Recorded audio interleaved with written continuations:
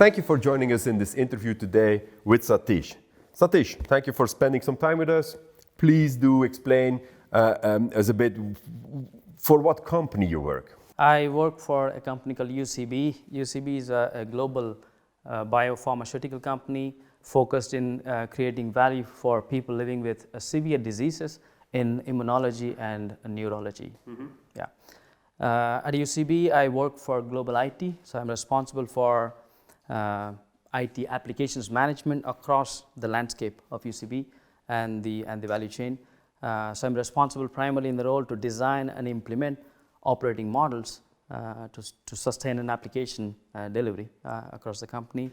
And you can imagine I leverage a lot of external partnership and skills in realizing the scope. Yes. Yeah, that's what I do. So it looks like indeed you have quite a bit of expertise with setting up business partnerships and outsourcing contracts. Now, as you are also experienced in that, what would be those 2-3 elements when setting up a new contract or when renegotiating a new contract or an existing contract? What would be those 2-3 things that you say, well, look, we have to take that into account for a good new or renewal contract? In my view, you should always have a feeling that the contract that you're designing is executable in the end, right? So there's a feeling that you should have at the beginning. And when you design these operating models or the contract per se, you should always have the people on the ground in your mind while designing it, and also the consumers on the other side, right? So everything that we do is in between, the engineer on one side and then the user on the other side. Yes. So I think you should always have them in mind while designing these contracts and operating models. Okay, that makes a lot of sense indeed. To start from the ground, in fact, and building up that contract where it really happens. Now, for sure, you have seen challenges. So challenges on the field as well while renewing or negotiating a new contract. Can you share those with us? What would be the challenges you have overcome in the past period? These are generally long-term relationship, right? Yes. So whether it's a contract or an operating model that you need to sustain, most often the challenge is to keep everyone aligned when it comes to the objective. It's generally shared objective. There are many layers and stakeholders involved with this. One of the challenges is always keeping everyone aligned and interpreting the same way the shared objective. Yes. So that's a challenge. That's a challenge. And you would do that typically through governance, I presume, that alignment, or what would be the tool or the technique to keep that aligned? Yeah, there's no one silver bullet for that matter, but I rely a lot on communication, Yes. a lot on consistent communication and frequent communication to keep things sync. I think that's the only way that we can do, and there are many channels that we use, the many meetings that we use, and then I think it's all about being very precise and consistent and about your communications all the time. So communication is definitely a key word. Any other thing in the execution of your governance that would be quite important next to communication? I mean, specific to the governance, I think it should be more an enabler, right? So Yes. rather governance as a body which blocks certain things, right? So on the contrary, we at UCB, we look at governance to be much more an enabling function.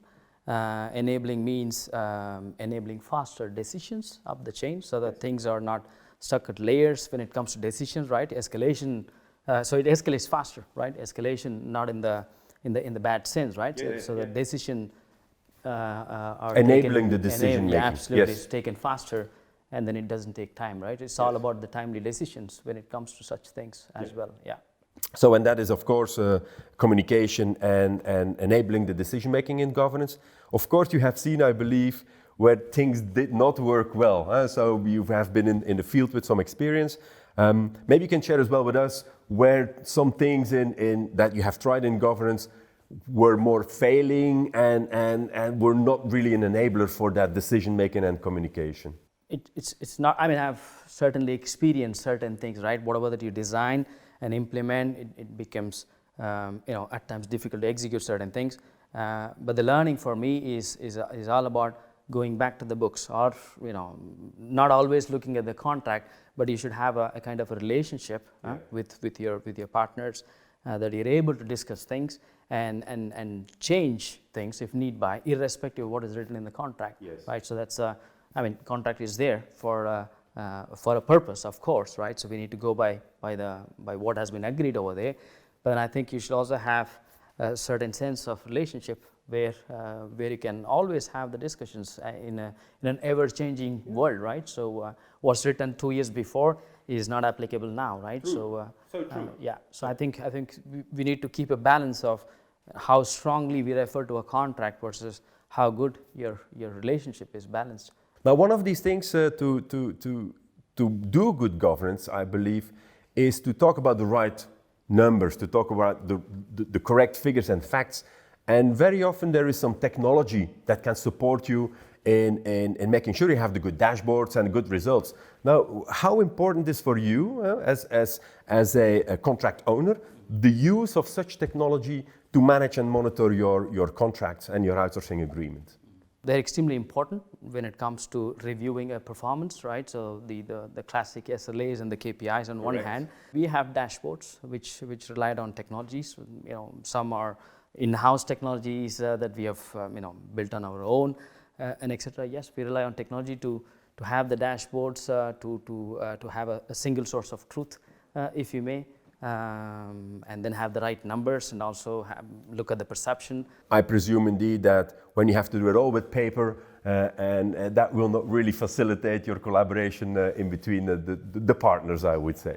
It's still a people business, right? So we need to have the right tools and processes, but then it takes a lot of people around to make this happen. Good. And the right partnership. Thank you very much, Sathish, for joining us in this interview. Thank you as well for watching us. And I hope you have learned a bit more today on how contract and vendor management and governance can help you with the management of your outsourcing and business partnerships. Please stay tuned for more.